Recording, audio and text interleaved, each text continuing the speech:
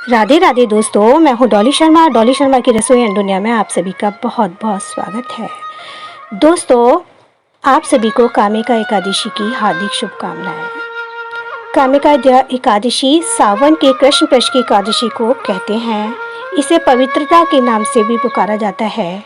इस एकादशी के दिन प्रातःकाल स्नान आदि से निवृत्त हो भगवान विष्णु की प्रतिमा को पंचामृत से स्नान करा के भोग लगाना चाहिए।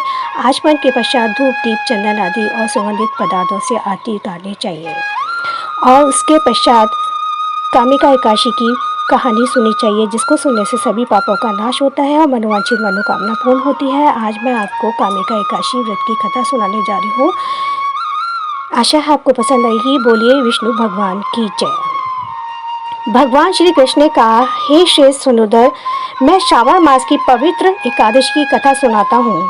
ध्यान पूर्वक श्रवण करो। एक बार एक एकादशी की पावन कथा को भीष्म पितामह ने लोकहित के लिए नारद जी से कहा था। एक समय नारद जी ने कहा, हे पितामह, आज मेरी श्रावण के कृष्ण पक्ष की एकादशी की कथा सुनने की इच्छा है, अतः आप इस एकादशी की व्रत की कथा सुनाइए। नारद जी की इच्छा को सुन पितामह भीष्म ने कहा, हे नारद जी, आपने बहुत ही सुंदर प्रस्ताव किया है। अब आप बहुत ध्यानपूर्वक इसे श्रवण कीजिए। श्रावण माह के कृष्ण पक्ष की एकादशी का नाम कामिका एकादशी है।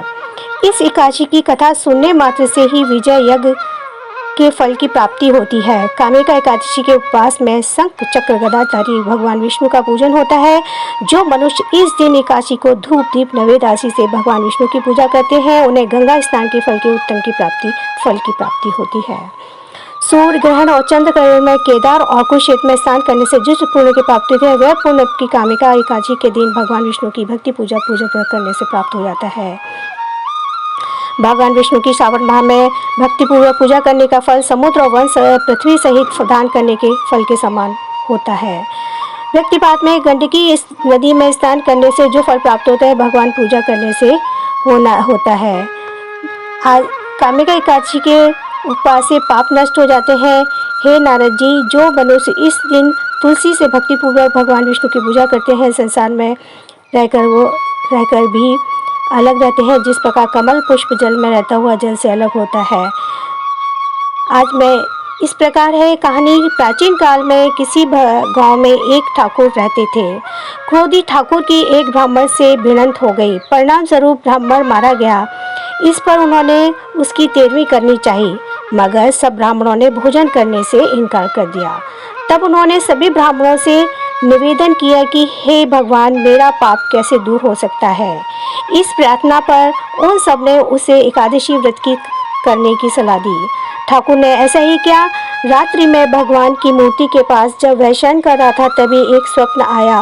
स्वप्न में भगवान ने कहा, हे ठाकुर, तेरा पाप सब दूर हो गया। अब तू ब्राह्मण की तेरहवीं कर सकता है।